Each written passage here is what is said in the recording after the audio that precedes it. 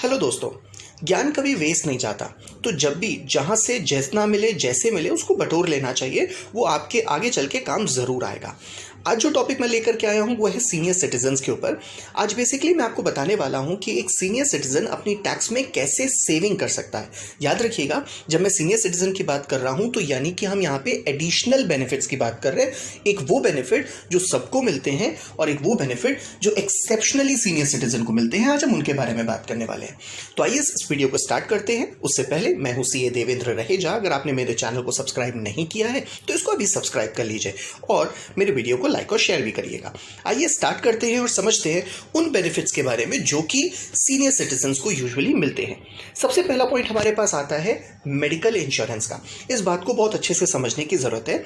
जब भी आप अपना मेडिकल इंश्योरेंस करवाते हो तो आप अपने के साथ अपनी फैमिली को भी इंक्लूड करते हो और उसके लिए आपको प्रीमियम पे करना पड़ता है। अगर उस प्रीमियम की वैल्यू 25,000 या उससे कम होती है तब जितना भी आपने प्रीमियम पे कर रखा है वो पूरा का पूरा आपको एक डिडक्शन मिल जाता है अंडर सेक्शन 80D में।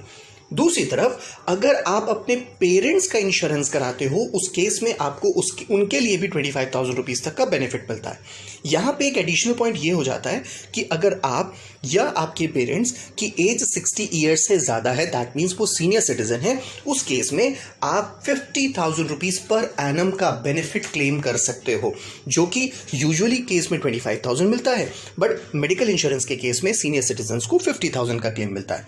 इसी तरह से जब हम दूसरे एग्जेम्पशन की बात करते हैं तो एक नॉर्मल एग्जेम्पशन होता है। नॉर्मल एग्जेम्पशन का मतलब यूजुअली सब लोगों के लिए एक लिमिट है 2,50,000, यानी कि 2,50,000 रुपीज़ तक अगर वो इनकम अर्न करते हैं तो उनको कोई टैक्स पे करने की जरूरत नहीं है। 2,50,000 से ज़्यादा अगर वो कम अर्न करते हैं तब उनको टैक्स लायबिलिटी अकर करती है। लेकिन यही चीज़ अगर हम सीनियर सिटीजन की बात करें तो सीनियर सिटीजन के लिए लिमिट बन जाती है 3 लाख रुपीज़, यानी कि 3 लाख रुपए तक अगर वो अर्न करेंगे तो उनको कोई भी टैक्स नहीं देना पड़ेगा। 3 लाख से ज़्यादा अगर अर्न करेंगे तो एडिशनल इनकम पे उनको टैक्स पे करना पड़ेगा। इसके अलावा थर्ड पॉइंट आता है इंटरेस्ट इनकम पे।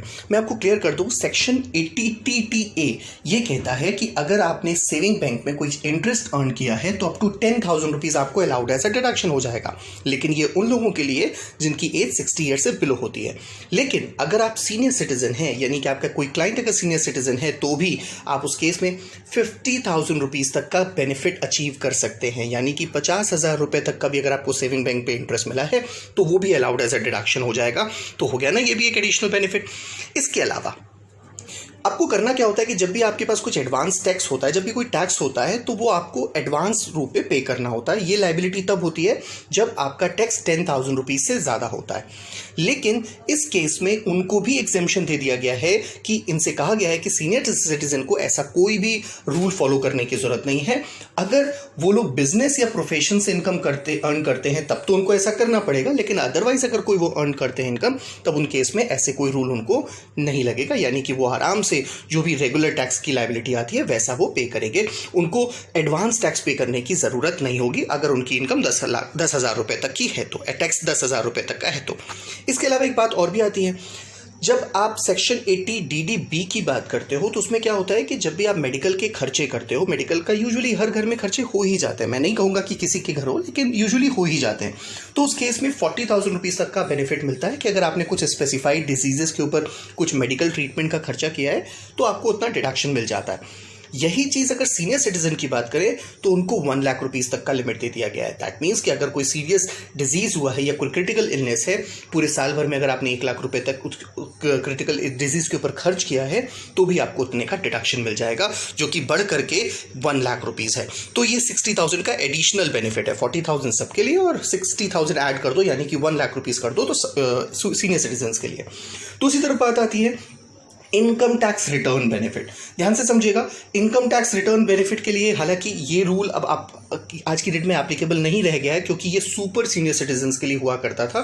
तो वो लोग जिनके लिए सुपर सीनियर सिटीजन रूल लगता था आज से 1 साल पहले तक, उनके लिए ये बेनिफिट था। लेकिन अब क्योंकि ये रूल अब एबॉलिश्ड हो चुका है तो यहाँ पे इसके बारे में हम बात नहीं करते हैं। नेक्स्ट आता है रिवर्स मॉर्गेज स्कीम। मैं चाहता हूं कि आप मुझे इसको कमेंट बॉक्स में ज़रूर बताओ कि क्या आप रिवर्स मॉर्गेज स्कीम के ऊपर कोई वीडियो चाहते हो जिसमें मैं आपको डिटेल नॉलेज देने वाला हूं। ये बेस्टेस्ट स्कीम जो कि सीनियर सिटीजन्स के लिए हो सकती है। अगर आपको इसके बारे में पता है तब तो वेल एंड गुड, नहीं पता है तो प्लीज़ कमेंट बॉक्स में बताइएगा, मैं उसके ऊपर एक जल्दी से जल्दी एक वीडियो बना दूंगा। ये है क्या बेसिकली, ये एक ऐसी स्कीम है जिसमें अगर कोई सीनियर सिटीजन चाहे तो अपने घर को मॉर्गेज रख करके मंथली इनकम अर्न कर सकता है। तो अगर कोई ऐसी स्कीम में वो बेनिफिट लेता है तो ये स्कीम केवल सीनियर सिटीजन्स को मिलती है और किसी को इसका बेनिफिट नहीं मिलता है। एक और एडिशनल बेनिफिट की मैं बात कर रहा हूं, वो है स्टैंडर्ड डिडक्शन का। अगर कोई पेंशनर है जिसको पेंशन से कोई इनकम मिलती है तो उस केस में स्टैंडर्ड डिडक्शन उसको मिलेगा 50,000 रुपीज़ तक। जितनी भी उसकी पेंशन है उसमें से 50,000 लेस हो जाएगा और भी जो मैंने पीछे के डिडक्शंस लिए वो सारे बेनिफिट लेने के बाद अगर उनकी टैक्स लायबिलिटी कुछ क्रिएट होगी तब उनको टैक्स पे करना पड़ेगा। होपफुली यहाँ तक कि आपको सारी बातें समझ में आई होंगी। Thank you for watching this video. Have a nice day.